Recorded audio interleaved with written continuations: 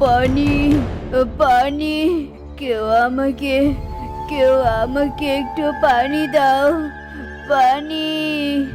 ঠিক তখনই কেউ যেন কালুর দিকে এক গ্লাস পানি এগিয়ে দেয়, আর কালু ঢক ঢক করে পানিটা খেয়ে নেয়। তারপর ভয়ে ভয়ে পিছন দিকে ঘুরে দেখে সেই চাদর জড়ানো বৃদ্ধা পাখিটা দাঁড়িয়ে।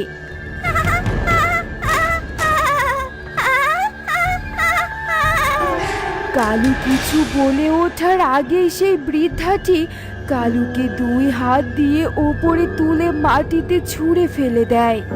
বুড়িমা, ও বুড়িমা, আমাদেরকে 2 প্যাকেট বিরিয়ানি বেঁধে দাও তো, আর আলাদা প্যাকেটে করে 2 বাটি খাসির মাংস দিও।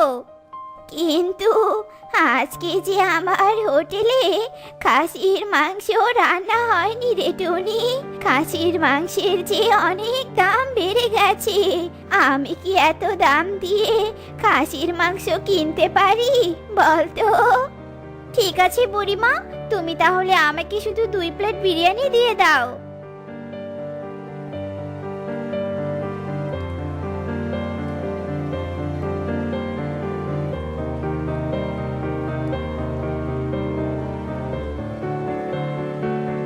এই নাও বুড়ি, তোমার বিরিয়ানির টাকা।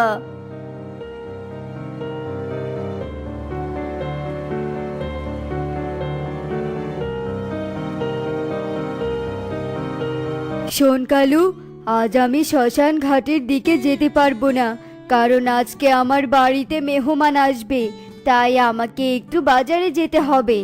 ঠিক আছে, তাহলে আজ আমি একাই শ্মশান ঘাট থেকে ঘুরে আসি। এরপর তোতা সেখান থেকে উড়ে চলে যায়, আর কালু সোজা কবুতরের মদের দোকানে চলে যায়। কি ব্যাপার কালু, আজকেও বাকিতে মদ কিনতে এসেছিস নাকি? শোন কালু, এমনিতে আমার ব্যবসায় আগুন লেগে গেছে, তার ভিতর থেকে তুই অনেক টাকা বাকি করে রেখেছিস, তাই আমি আর তোকে বাকি দিতে পারবো না। এ কি কবুতর এসব কি বলছে? আমাকে কিনা বাকি দিবে না? আর আমাকে বাকি না দিলে আমি মদ খাবো কি করে? আর একদিন মদ খেতে না পারলে যে আমার ঘুমই হয় না। কিরে কালু, এখানে দাঁড়িয়ে আছিস যে? শোন, তুই যতই দাঁড়িয়ে থাকিস না কেন, আমি তোকে কিছুতেই বাকিতে মদ দিব না।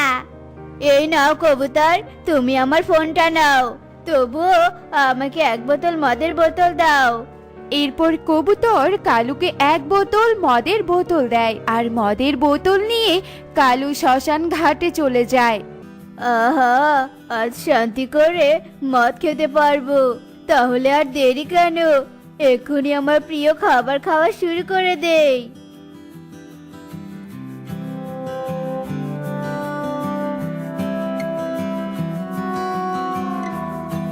এ কি ইগল দাদা, তুমি এই মৃত খাসিটাকে শ্মশানে কেন নিয়ে এসেছো? আমার খাসিটা যে আমার খুব প্রিয় ছিল রে কালু, তাই আমি ওর দেহ আমাদের মতো করেই পুড়িয়ে সৎকার করব। সকালে বুড়িমার মুখে শুনলাম খাসির নাকি অনেক দাম বেড়ে গেছে, তাই বুড়িমা খাসির মাংস হোটেলে বিক্রি করতে পারছে না। আর এদিকে এত বড় খাসিটা কিনা আগুনে পুড়িয়ে ফেলবে না, এ কিছুতেই হতে দেয়া যাবে না। শোন কালু, তুই আমার প্রিয় খাসিটাকে ধরে একটু চিতায় উঠিয়ে দিতে পারবি? হ্যাঁ গো ইগল দাদা, কেন পারবো না? তুমি চাইলে আমি আজ নিজ হাতে তোমার প্রিয় মৃত খাসি সৎকার করব। তাহলে তো ভালোই হয়, তাহলে আমি বাড়িতে চলে যাই, আর তুই আমার খাসিটা চিতায় পুড়িয়ে দিস। তুই বড় উপকার করলি রে কালু, বড় উপকার করলি। এ কথা বলে ঈগল তার প্রিয় খাসিটাকে শ্মশানে রেখে চলে যায়, আর কালু মৃত খাসিটাকে না পুড়িয়ে মৃত খাসির মাংস নিয়ে মিনু বুড়ির হোটেলে চলে যায়, আর মিনু বুড়ির কাছে মৃত খাসির মাংসগুলো বিক্রি করে দেয়। কি রে কালু, এত কম দামে খাসির মাংস বিক্রি করছিস যে? মাংসে আবার কোনো ঝামেলা নেই তো? আরে না বুড়িমা, আমি সস্তা দামে খাসির মাংস পেলাম, আর তাই তোমার হোটেলে বিক্রি করার জন্য নিয়ে এলাম। এখন দাও তো, আমার খাসির মাংসের টাকা দাও। এরপর মিনু বুড়ি কালুকে খাসির মাংসের টাকা দেয় আর টাকা নিয়ে কালু সেখান থেকে চলে যায়। আর এইভাবে সেই দিন কেটে যায়।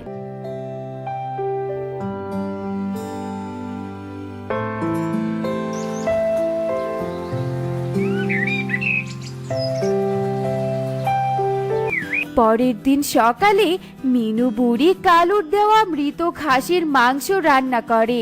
আর কিছুক্ষণ পরেই সবাই মিনু বুড়ির হোটেলে খাবার খেতে আসে। এ কি বুড়িমা, আজকে হোটেলে খাসির মাংস রান্না হয়েছে নাকি? পুরো হোটেলের চারপাশটা যে খাসির মাংসের গন্ধে ভরে গেছে। হ্যাঁ রে বাবা, আজকে খাসির মাংস ভুনা করেছি। তুই খাসির মাংস দিয়ে ভাত খাবি নাকি বলতো? হ্যাঁ গো বুড়িমা, তুমি আমাকে এক বাটি খাসির মাংস দিয়ে ভাত দাও। হ্যাঁ গো বুড়িমা, তাহলে আমি বাদ যাবো কেন? তাহলে আমাকেও খাসির মাংস দিয়ে ভাত দাও। এরপর মিনু বুড়ি সবাইকে খাসির মাংস খেতে দেয়। আর এভাবে একে একে অনেকেই মিনু বুড়ির হোটেলে খাসির মাংস আর ভাত খেয়ে যায়। আর এইভাবে সেই দিন কেটে যায়।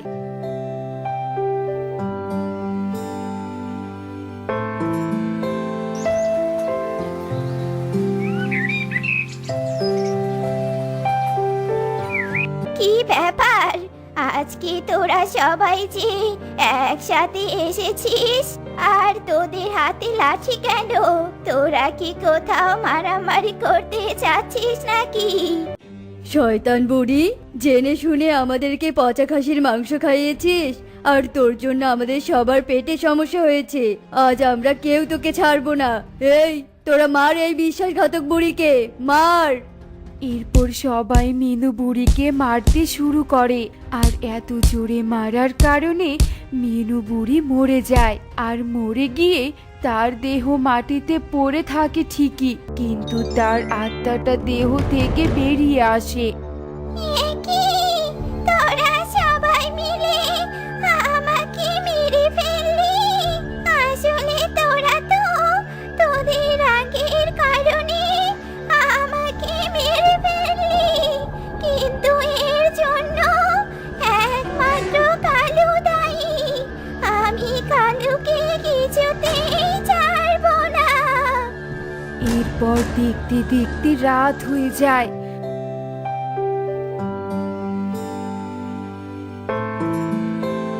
আর রাত হতে মিনু বুড়ি কালুর বাড়িতে চলে আসে।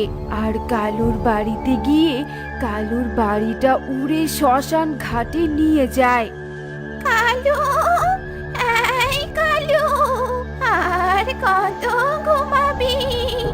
উঠে পড়, উঠে পড় কালু, উঠে পড়। আমি যে তোর জীবন নিতে চলে এসেছি। আ, আ, আ। মিনু বুড়ির কথা শুনে কালুর ঘুম ভেঙে যায়। কালুর ঘুম ভাঙার সাথে সাথেই মিনু বুড়ি অদৃশ্য হয়ে যায়। কে কে কে আমায় ডাকছে? কি হলো? কথা বলছে না কেন? কে কে? বাইরে আয় কালু, আমি তোর জন্য ঘরের বাইরে অপেক্ষা করছি। মিনু বুড়ির কথা শুনে কালু ঘর থেকে বাহিরে চলে আসে। আর বাহিরে গিয়ে শ্মশান ঘাট দেখে কালু অনেক ভয় পেয়ে যায়। কি শ্মশানে আমার ঘর এলো কি করে? আমি বা শ্মশানে এলাম কি করে? ওরে বাবা রে, কি চিতাটা আবার একা একা জ্বলে উঠলো কেন? আমি আমি তোকে নিয়ে এসেছি।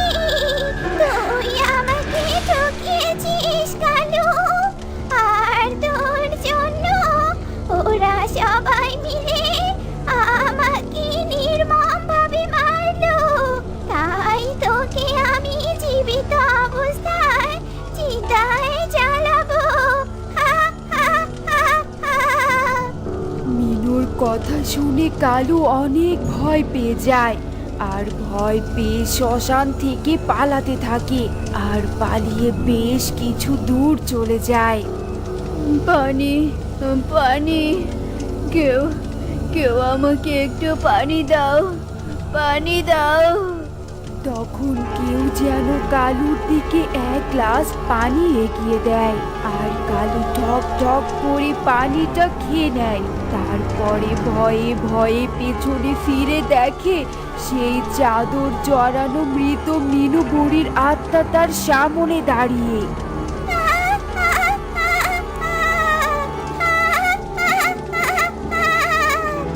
কালু কিছু বলে ওঠার আগেই সেই বৃদ্ধাটি কালুকে দুই হাত দিয়ে উপরে তুলে মাটিতে ছুঁড়ে ফেলে দেয় আর কালু ভয়ে চিৎকার করে ওঠে।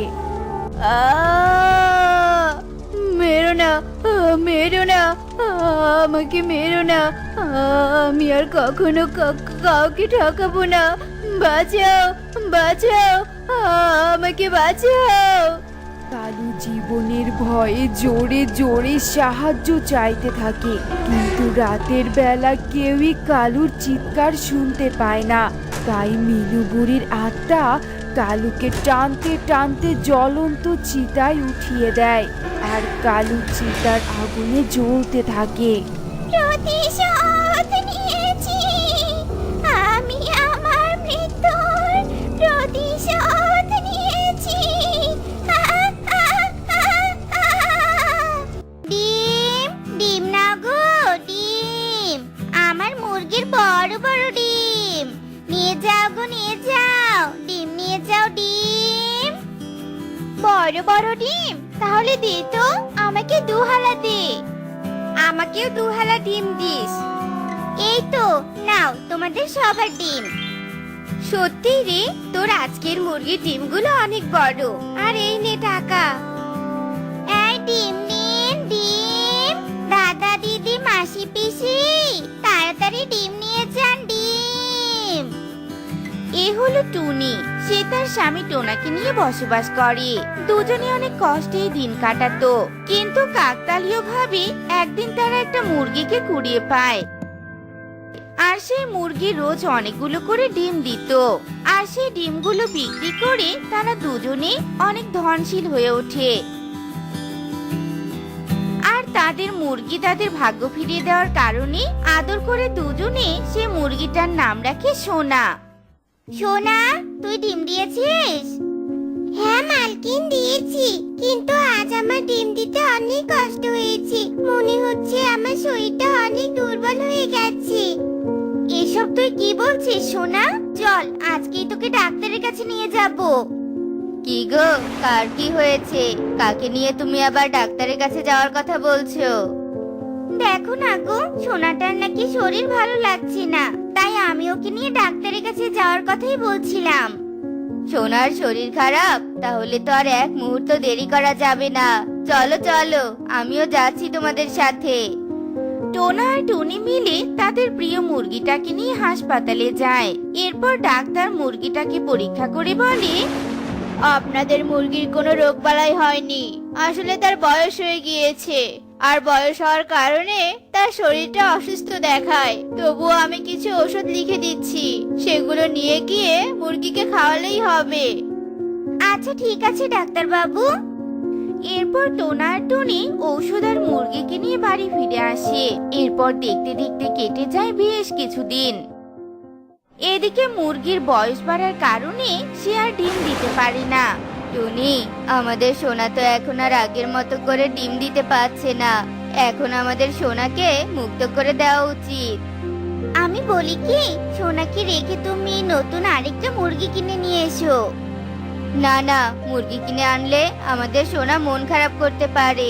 ও ভাবতে পারে যে ও আজ ডিম দিতে পারছে না বলে আমরা ওকে অবহেলা করছি।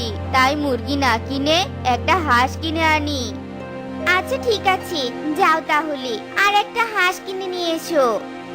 এরপর টোনা বাজারে চলে যায় আর বড় একটা হাঁস কিনে বাড়িতে ফিরে আসে। সোনা, তোর এখন মুক্ত হয়ে চলার দিন চলে এসেছে। আমরা চাই না তুই তোর পুরো জীবনটা বন্দি হয়ে কাটাস, তাই আমরা তোকে মুক্ত করে দিলাম। এখন তোর যেখানে খুশি তুই সেখানেই চলে যা। তোকে যেতে দিতে আমাদের অনেক কষ্ট হচ্ছে রে, কিন্তু কি আর করার, তোর ভালোর জন্য আমাদের এটা মেনে নিতেই হবে। তোমাদের জন্য আমার অনেক কষ্ট হচ্ছে। বয়স হওয়াতে আমি যখন তখন মারা যেতে পারি, তাই আমি চাই না তোমাদের সামনে মারা গিয়ে তোমাদের কষ্ট বাড়িয়ে দেই। তোমরা অনেক ভালো থেকো, এবার আমি আসি। সোনা টোনা আর টুনিকে বিদায় জানিয়ে গহীন জঙ্গলে চলে আসে। আর এদিকে এক ঈগল, যাক বাবা, কোনো মতে আমার ঘরটা তো বানানো হলো। এবার শুধু খাবার খুঁজে আনতে হবে, আর এমন ভাবে খাবার আনতে হবে যাতে করে আমাকে 10 দিন খাবার নিয়ে আর কোনো চিন্তা না করতে হয়। ঈগল তার ভাবনার কাজ শেষ করে খাবারের খোঁজে বেরিয়ে পড়ে। বাইরের জগৎটা যে এত সুন্দর, আমি তো আগে কখনোই ভাবতেই পারিনি। আজ সারাদিন আমার ভীষণ ভালো লেগেছে। আমি আজ অনেক মজা করেছি। আর এদিকে তো দেখছি রাতও হয়ে এসেছে।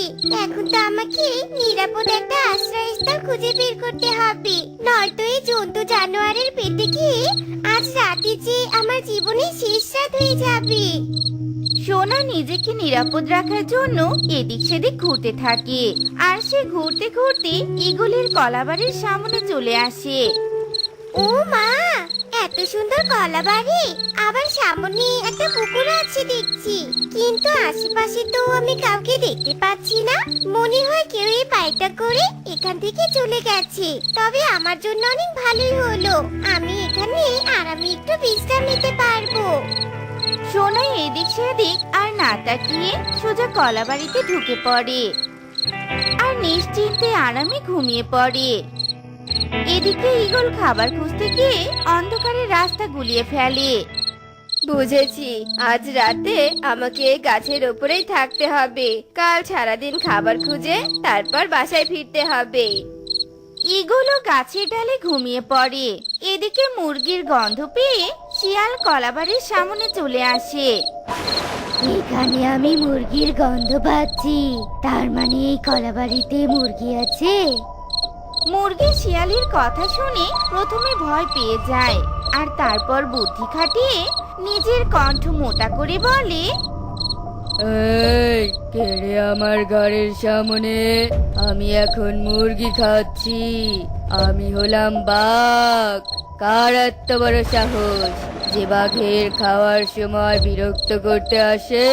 আমি এক্ষুনি তার মাথা চিবিয়ে চিবিয়ে খাবো, এই বলে দিলাম। ওরে বাবারে, শিয়াল, প্রাণী বাঁচতে চাইলে পালা, ভিতরে যে তোর জাম বসে আছে। শিয়াল ভয় পেয়ে দ্রুত গতিতে সেখান থেকে দৌড়ে পালিয়ে যায়। আর মুরগিটা বুঝতে পেরে হাসতে থাকে। এরপর দেখতে দেখতে সকাল হয়ে আসে, আর তখনই ঈগলও তার বাড়িতে ফিরে আসে। এ কি, কে তুই? আর আমার বাড়িতে ঢুকেছিস কোন সাহসে? হ্যাঁ, দাঁড়াও দাঁড়াও, আমাকে কিছু করো না, আসলে আমি বিপদে পড়ে এখানে এসেছি। এরপর সোনা তার জীবনের সব ঘটনা ঈগলকে খুলে বলে। সব শুনে ঈগলের মনে একটু মায়া হয়। নেহাতি তোর কথাগুলো শুনে আমার অনেক মায়া হলো, তাই তোকে আমি থাকতে দিলাম। কিন্তু তাড়াতাড়ি তোর জন্য বাড়ি বানিয়ে নিবি তুই, ঠিক আছে? ঈগলের কথায় সোনা রাজি হয়ে যায়। এরপর সোনা বাইরে বেরিয়ে আসে আর পুরো জঙ্গল ঘুরে নিজের জন্য খাবার সংগ্রহ করে খেয়ে নেয়। আর ঈগলের জন্য খাবার নিয়ে কলাবাড়িতে ফিরে আসে। এদিকে দেখতে দেখতে রাতও হয়ে যায়। নাও, খাবারগুলো খেয়ে এবার ঘুমিয়ে পড়ো তো। তুই আমার জন্য খাবার এনেছিস, তোকে অনেক ধন্যবাদ রে। আমার জন্য খাবার নিয়ে এসেছিস তুই। দুজনে খাবার খেয়ে শুয়ে পড়ে। এমন সময় বড় একটা সাপ ঈগলকে দংশন করার জন্য এগিয়ে আসে, আর সেটা সোনা দেখতে পায়। কি, সাপটা তো ঈগলকে দংশন করতে যাচ্ছে। না না, আমাকে কিছু একটা করতেই হবে।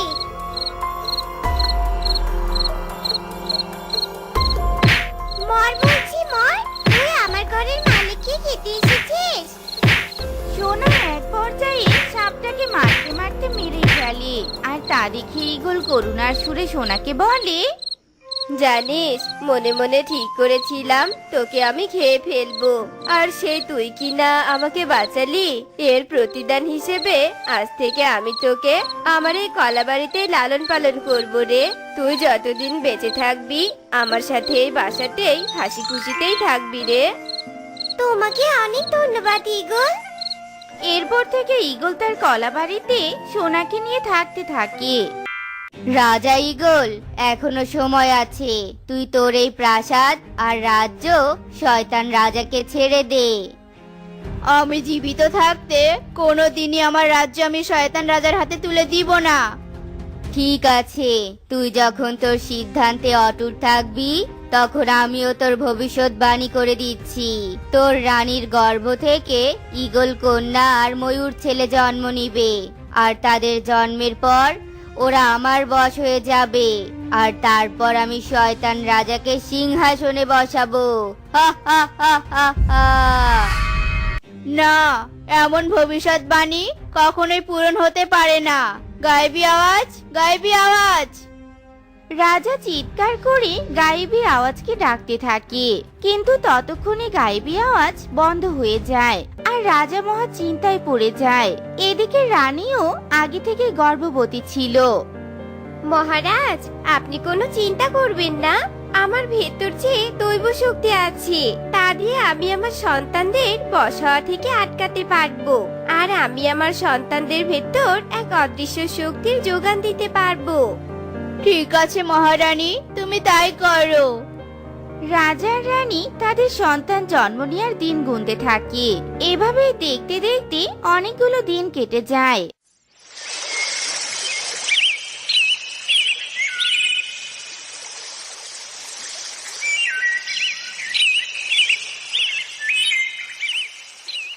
আর এরই মধ্যে ভবিষ্যৎবাণী সত্যি হয়ে যায়, আর রানীর দুটো সন্তান হয়, একটা ঈগল কন্যা আর একটা ময়ূর ছেলে।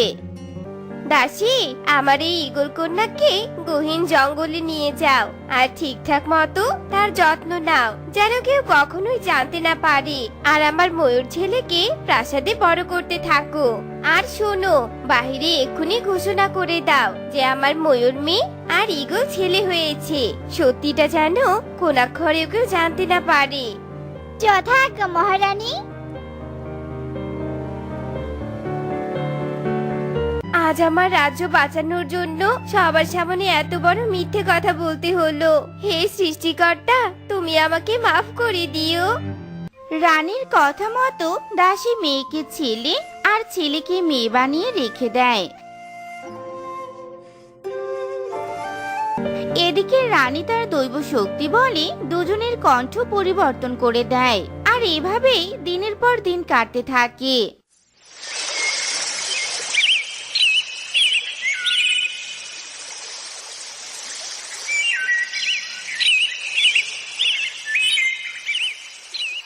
আর ময়ূর মেয়ের পরিচয়ে প্রাসাদে বড় হতে থাকে, আর ওইদিকে ঈগল ছেলের পরিচয়ে বাঁচতে থাকে। মহারাজ, ময়ূর তো বড় হচ্ছে, এখন ওর জন্য একজন দাসী নিয়োগ দিতে হবে, যে কিনা সর্বাবস্থায় ময়ূরকে আগলে রাখতে পারবে, সব বিপদ থেকে রেহাই দিতে পারবে। এমন দাসী কোথায় পাবো? মহারাজ, মার্জনা করবেন। আপনি যদি বলেন তাহলে আমি ময়ূরের জন্য একজন সাহসী আর বিভিন্ন শক্তির অধিকারী মেয়েকে আপনার সামনে এনে হাজির করতে পারি। আচ্ছা ঠিক আছে ইঁদুর, যা। এরপর ইঁদুর ছুটে টুনির কাছে যায় আর রাজার সমস্যার কথা খুলে বলে, আর সব শুনে টুনি প্রাসাদে আসে।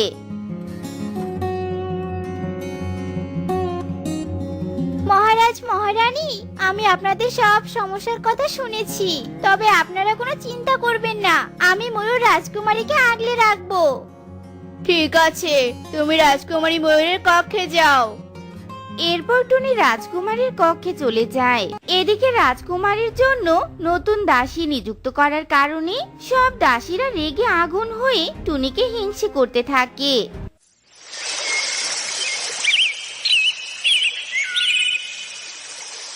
রাজকুমারী, অনেক রাত হয়েছে, এবার আপনি ঘুমিয়ে পড়ুন।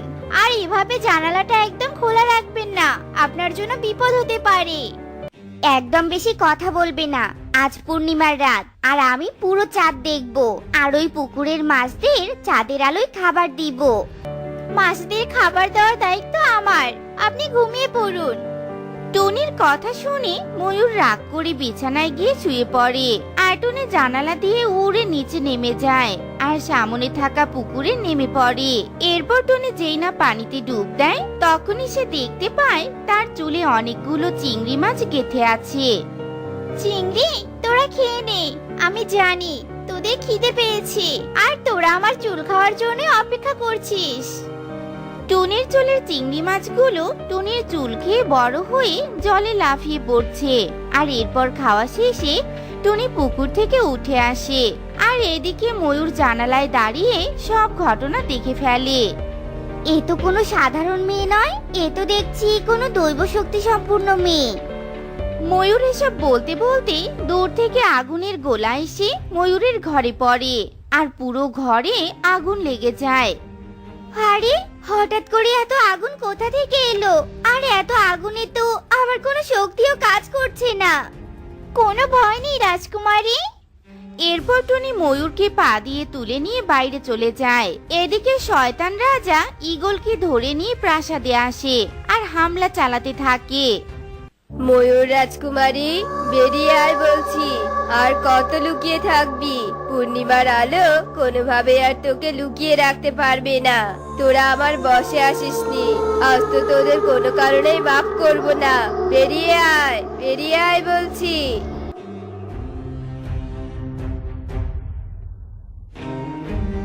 শয়তান রাজা, তুই আগে আমাকে মোকাবেলা কর, আর তারপর রাজকুমারী গায়ে আঘাত কর।